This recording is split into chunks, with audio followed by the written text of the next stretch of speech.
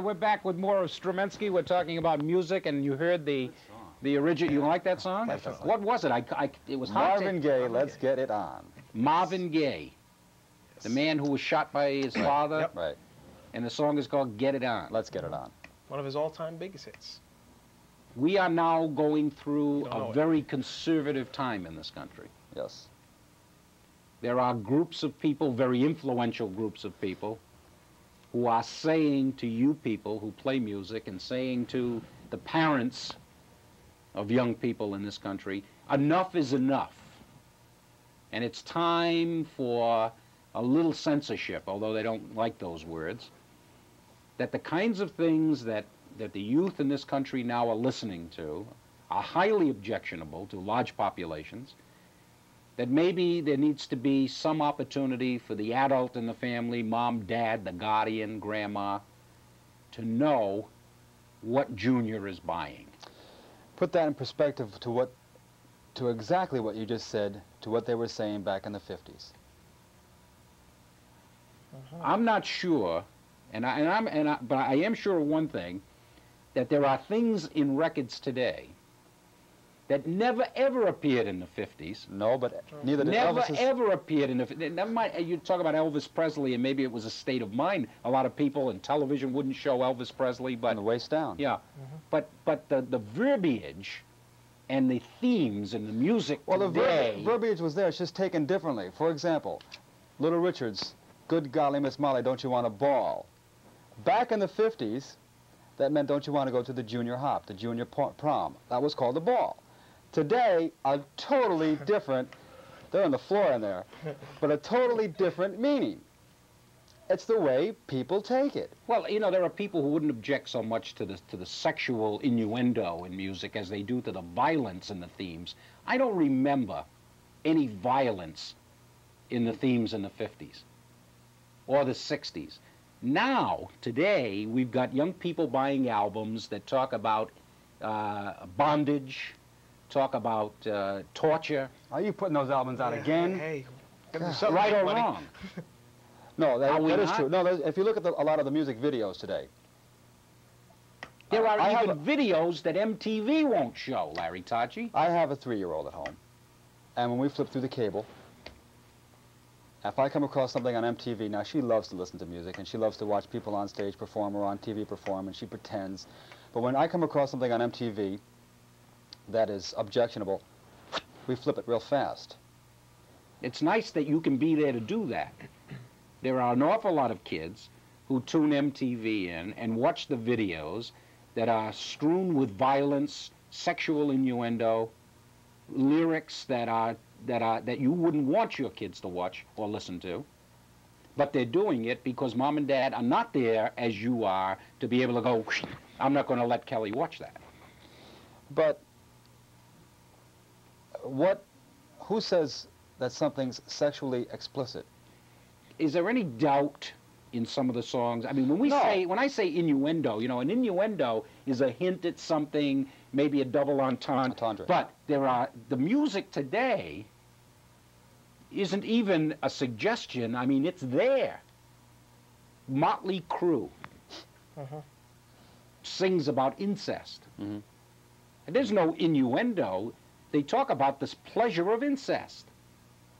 Now, how can we find that acceptable for young people today and not allow for some kind of a warning for adults to know what their kids are buying? But with any medium, there is good and bad. Look at TV, look at movies, radio or broadcasting in general, and music. And unfortunately, because it seems like rock and roll or rock music is the focal point of attack here. It's always rock that's being attacked, and it has its bad points, but it has its very good points, like Live Aid or Band Aid. That's okay, and nobody's objecting to that, and nobody is saying we're going to do some rating of that. These groups, Tipper Gore, who is, of course, the wife of Senator Gore, and the other congressional people, the women who are concerned about the direction music's taking, are saying, we're not worried about that, Larry Tocci, Don Mike, those things are wonderful. The bulk of the music is okay. But there is music out there that is objectionable, But that's true with It film. is. It You is have those objectionable. Yes, but you have those X-rated films too, and you have An X-rated film a kid can't go to see because they won't be allowed into the theater. You won't find a 13-year-old or a 12-year-old sitting in an X-rated movie. They won't let him in. It's illegal. But it's okay for the 12-year-old to put Motley Crue on or to put Berlin on and listen to lyrics that are a perversion. Why is that? Why shouldn't something be done about that? I think if you draw too much attention to it. Now, I guess there's no age limit right now, right? Right. If I'm 14 and he's 28, and I want to buy the same album he buys, even though it's stamped with that sexually explicit label, I can buy it, right? There's nothing illegal against that? I can still buy it? Exactly. There's no age limit. Are you suggesting we should have one? No, what I'm saying is if you say that album is bad, that album is dirty, every 14-year-old kid is going to want to get that album. He'll buy it, and if he doesn't buy it, he'll make cassette copies of it. Sure. So you're drawing more attention to it. Just let it be. Let it rest. It's always going to be in the music. It's always going to be there. You really can't stop it. And if I know some of the rock groups, they will purposely put out some horrendous music, sex, filth, drugs, violence, everything you could possibly throw into a song, they'll put in. The whole album will be like that. All the kids will get hot about it and buy it, and it'll be one of the biggest selling records ever produced. What I'm saying to you, to both of you, is, sure they'll be called, but there needs to be a way. You know, kids in this society, young people who are underage, are not treated the same way as adults, nor should they be. You know, you can look at MTV and see that there's something objectionable there and turn it off. The adults are not going to sit down. Maybe they should. Maybe the answer is, well, when your 14-year-old daughter, or 12 or 8 years old and 7 years old, especially if they have older brothers and sisters, when they bring something home, you need to take the time to take that album and listen to it, or in many cases the lyrics are inside, as they are in this particular one, and read it. Adults don't do that. Maybe that's the answer. Maybe you would say, well, they need to take more interest in it. The fact is they don't know what's behind all the noise that's coming out of Junior's room. But generally speaking, I wouldn't say that most of the garbage that's on some of the records that he's talking about is on radio. That's true. Most programmers are most radio programmers or operation managers are professionals. Not pretty professionals. They're professional enough to know that if they play something that's really raunchy or really offensive, and it has a lot of... They're not going to be there very long. All right, so they don't play the music. You guys, as jocks, don't play the objectionable stuff. I mean, what if we play... Why do the kids buy it? Why does it hit? Why does it sell 1 million copies? Where do they get the idea? The industry is so hot. One song from an album can make an album. So say we play an album, and that one song is perfect for our format. The rest of the album is filth. It's not our fault. We played the one song. In other words, in order to get that song, that young person has to go to the record store or wherever, and it's one of many songs. Right, unless he buys the 45. So they're luring them into the album via something that can be played on the air. Right. But most albums today issue at least 3 or 4 singles from it as hits, as suggested or popular records, 45s, hits of the day. So when you buy an album, most of the time you will get at least 3 or 4 songs that you've already heard on the radio that have made that particular disc popular. What would be wrong? What would be wrong? Short, and I haven't seen any of the ratings. What do they look like? An album like this? I mean, you I think look it's similar at to an album. the Ghostbuster symbol, you know, like a circle with a cross. That's what there's a little sticker on it. Yeah. And there's an X on it or whatever. And I wonder if your contention is right about a young person going into a record store and running for that because it's on there. It seems to me, first off, to buy an album like this, probably you can't buy an album for less than $6, $7, $8, $9, no. Right? So you really think that because an album has that on it, that young person who's going there to buy something he likes is going to forego buying what he likes to buy something because it's got that label on it? Where maybe what he's going to buy doesn't? I mean, he's only got $6, $7. He's going to buy one album at a time. They don't buy 2 and 3 at a time unless it's holiday time or birthday. Curiosity. 14-year-old boy walks up to the counter. He's going to buy some gum. Behind the counter, there are all kinds of adult magazines. You don't think his eye is going to wander? And wonder what's in there? Well, he might wonder, but when he sees the adult magazine, it's going to be behind something now, isn't it? Not yet. These albums are right out there. You take a look at this one, and maybe it's not objectionable. But And then what makes it objectionable? What is it? Is it the lyrical content? Is it the way they scream? I don't think anybody objects to screaming. I think they object to the lyrics of what it says. For example, I have some song titles here, okay? Barbara Mandrell. Could you imagine Barbara Mandrell having something stamped on her album as suggestively or sexually explicit? Overnight Sensations, the name of the song on one of her albums. Well, that's the name of it, but I don't know the song. The lyrics... Just the name of the title. Just the name of the title tells the people this is dirty. Well, that's in the mind of the beholder, isn't it? Yes, that's what I'm trying to... You Look So Good in Love, George Strait, another country album. I'm using country specifically because we keep attacking rock. Yeah. Loretta Lynn, Ernest Tubb, Sweet Thing. See, you know, we're getting... I know. I am saying... What's funny to me could be filthy to you and vice versa. So what makes something sexually explicit? I'm saying that those things that can go either way in interpretation are one thing. There was a very popular song by Helen Reddy. Was it Helen Reddy, Do It To Me One More Time? Did she sing that song? Captain and Tennille. Or Captain and Tennille. Do that to me one more time, once. Very suggestive song. Yes. But these records aren't suggestive. I mean, they say what they mean now.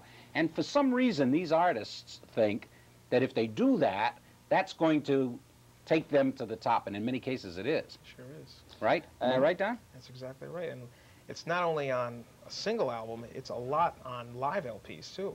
You can catch anything on live LPs. I've got quite a few, and then, you know, they'll go crazy on live ones. You've got a Van Halen right there. You've got a Queen live LP there, too. And they say a few things in there that you wouldn't put that on the radio. You'd put some of the other cuts on there, like We Are the Champions. Yeah.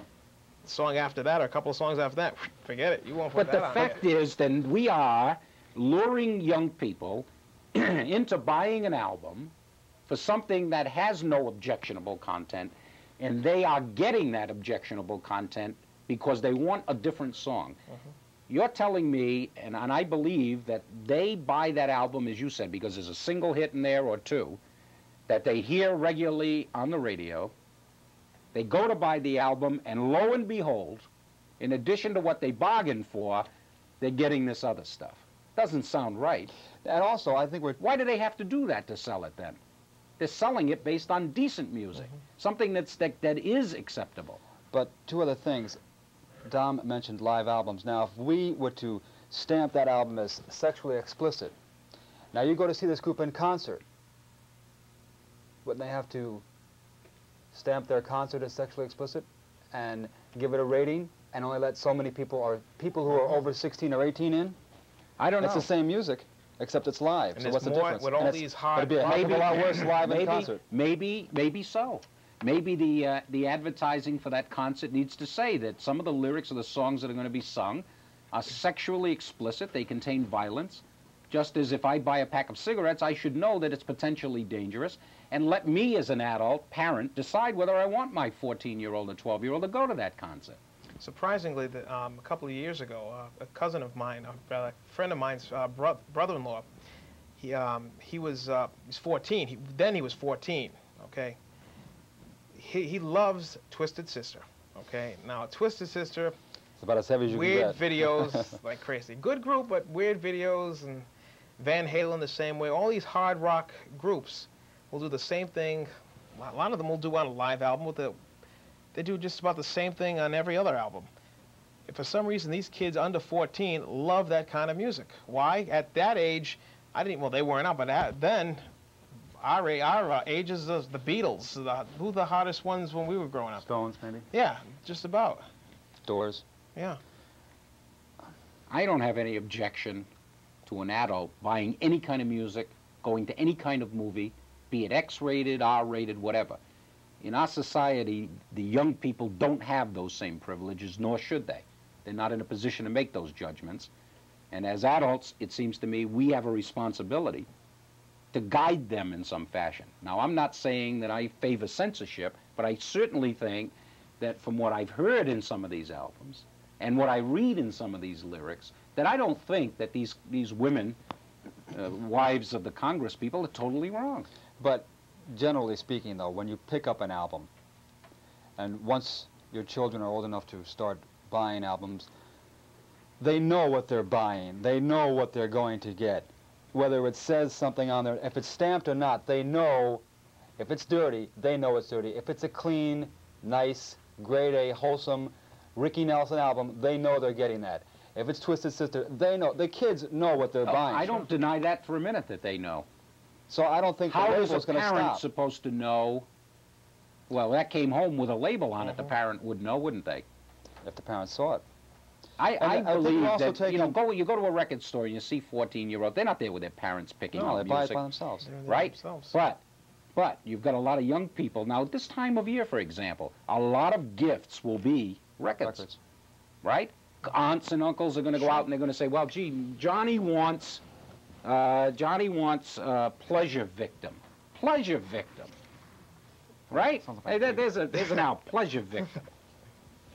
Now, how is an adult to know who's buying a gift or Twisted Sister? Buy him any album. He loves Twisted Sister. Auntie, Auntie, buy a Twisted Sister album for Johnny. He's 10 years old. He likes it because he's got a 15-year-old brother who plays it, so naturally he's going to like it. Also, we're looking at this from the point of view that when you buy an album, you listen to every cut. That's not so. When people buy albums, they listen to the cuts they like. So the cut that is sexually explicit could be overlooked entirely, or it could be the most played. But most people do not listen to an entire album, especially kids. They find those 2 or 3 songs they really like. You'd be surprised. They'd be better off buying a 45 because they'll play 2 or 3 songs and never touch the grooves on the other albums, on the other songs. But they sit and listen to the music and they read the album covers and they read the lyrics and they come across something that is really spicy and they say, well, I'm going to listen to that one. And it's all right there. I mean, even if you can't hear it in the music, you can read the poetry. If it's in, and some of the poetry is good, and some of it, they don't need to resort to that for good music. We'll be back with more about censorship, quote unquote, in modern music, and maybe in some earlier music when we come back after these messages. Come on.